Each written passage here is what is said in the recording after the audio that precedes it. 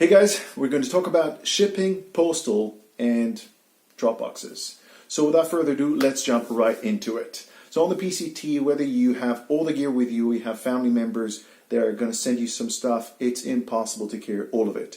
You'll have the desert and special gear for the desert, then you have the Sierra, and then you have rain gear for the north, and in North California you have nothing. What would you take and how would you keep everything? It's pretty simple. If you're not from the US, the US Postal Service is pretty handy, very awesome in regards to not just the service, but the fact that everything is trackable. Sure, they might lose a package or two for those who experience that, but we're not going to touch upon that right now. Make sure that when you go and carry and pack everything, buy a Sharpie. Sharpie, basically like a thick black pen, really handy for you to write your name, everything on the package, and of course add some stuff if you're hitchhiking. So what should you do and how should you do it? You can go to any postal, USPS or US Post Office, and buy a priority mail. Priority mail is trackable, and it comes, there's no weight involved. They basically give you a box, or you can have envelopes, and I'll give you a tip about the envelopes in a second. And you can fill up as much as you want. So it's up to you to whether, to fill up with shoes, different kind of gear and food, etc. Just pack it up. It's really simple. So what should you do and how should you do it? Before I'll give you kind of the formula of the way that you should write your name around the package. Remember that it's important to make your package stand out. And the reason behind that is a lot of these post offices are tiny, and they get shitloads of packages in a very short period of time, and they're swamped. And all these packages actually look the same. So what should you do? The easiest thing is to write something or draw something original like around the package on all sides. You could bring with you a funny tape. Whether if it's like your parents or somebody from back home sending you stuff, then prepare these things. It could be shocking green, shocking pink, smileys, whatever you want. It's going to be really easy to recognize. If not, if you have only a Sharpie, just draw something funny. It could be a lightning, it could be a smiley, it could be whatever. Just because it's easy to pick up among hundreds of packages that pretty much look the same. So if we're talking about the surrounding of the box, make sure that you have your real name, your ETA, estimated arrival time, so roughly when will you get to that point, and of course that date. And of course beyond that, yes, right, please hold for PCT hiker. That's also important. It's not a must, but why not if you're already writing that. The way that you should write your, on top of the package in terms of the address, you're going to send it to yourself. So you're sending it to yourself to whether it is a post office or maybe a restaurant or a place that hikers, stop and take post or packages from. It's very common along the trail. These businesses either are doing it because they like hikers or because it's, we bring the business, so we'll stop in that area anyways and maybe shop in their store or something like that. So in regards to the addresses of those businesses or where should you find everything, it's on Guthook. Guthook will have the name of the business or which one is better. Some places would charge you money, other places would not. All these comments will be there. It's really simple. You can find it on Guthook. You can find it also online and print a little thing for yourself if you ran out of battery. But it's pretty much everywhere, and everyone will have their cell with them. So don't worry, Guthook is fine.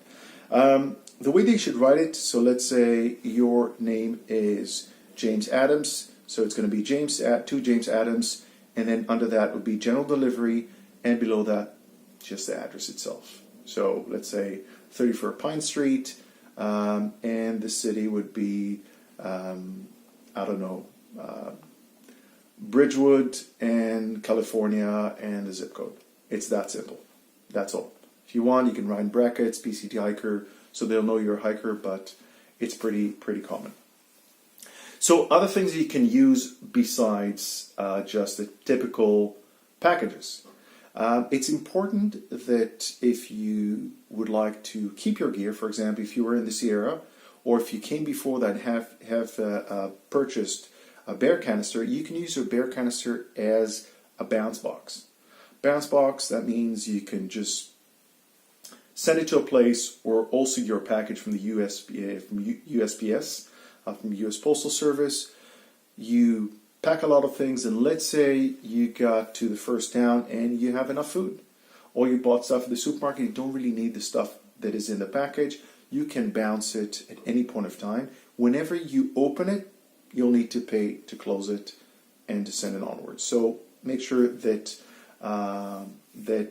you know exactly when you need to open it or not, but it's pretty handy.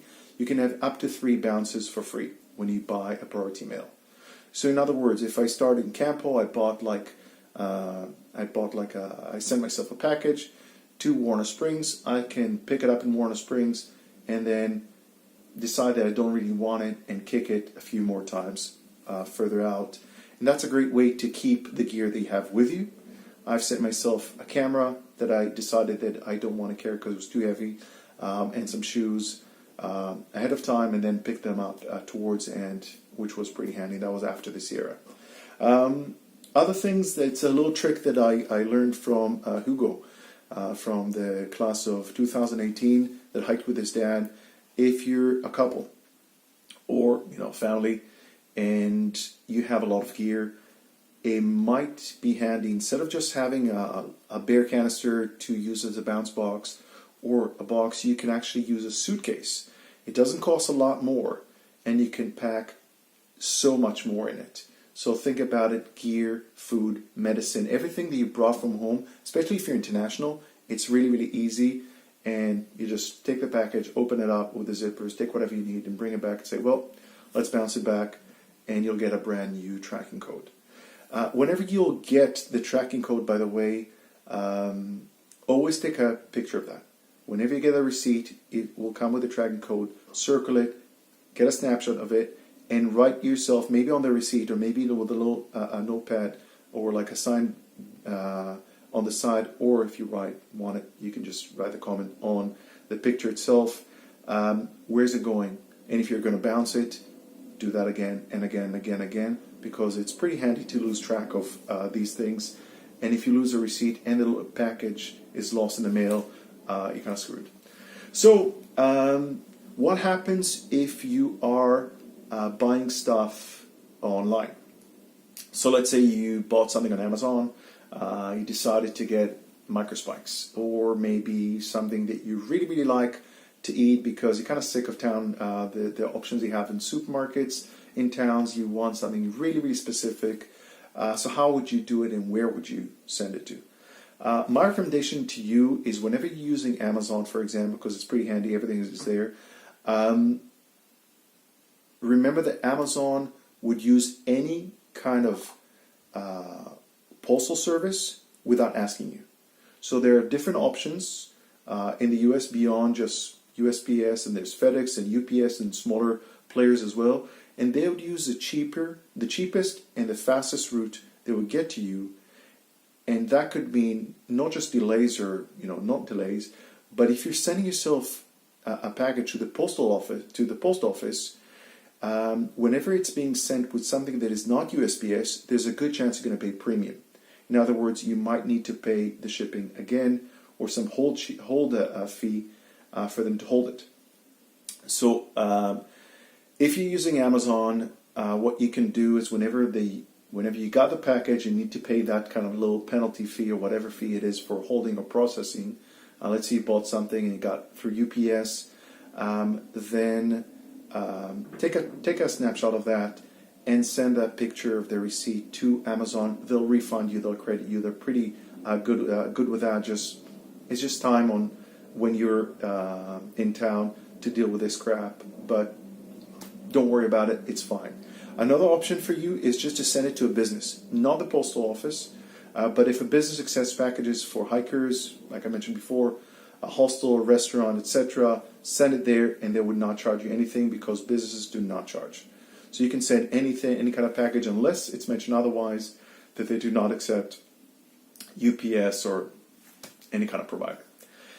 So that's for that. If you're going to a post office and you have something sharp or something you would like to keep intact, you can grab some of these envelopes for priority mail. It's just really thin envelopes. I'm not talking about the padded ones, but just the thin ones. And they are as strong as Tyvek. This is a tip that I got in Candy Meadow South from Yogi. Thumbs up. It's a great tip. I carried my Marcus parts in them. It's ultra light. It would not pierce your backpack, and it's pretty handy. So definitely do that. Let's see if I forgot anything over here. Insurance. Sure, it's up to you. It really depends what's in the package. If you want a lot of these things, when it comes to USPS, are insured for $20 or $50 out of the box. Beyond that, you'll need to decide if you want to insure it or not. And yeah, I think with that, that kind of sums it. So, hope you enjoyed this video. It was maybe a little bit longer than expected, but hope you find it useful. If you like these kind of videos, please comment below and tell me your comment. Share with me any questions that you might have regarding postage, packaging, the PCT in general, gear, whatever. Write them below. Give it a thumbs up and register to this YouTube channel so I'll know to make more videos like that. Catch you next time.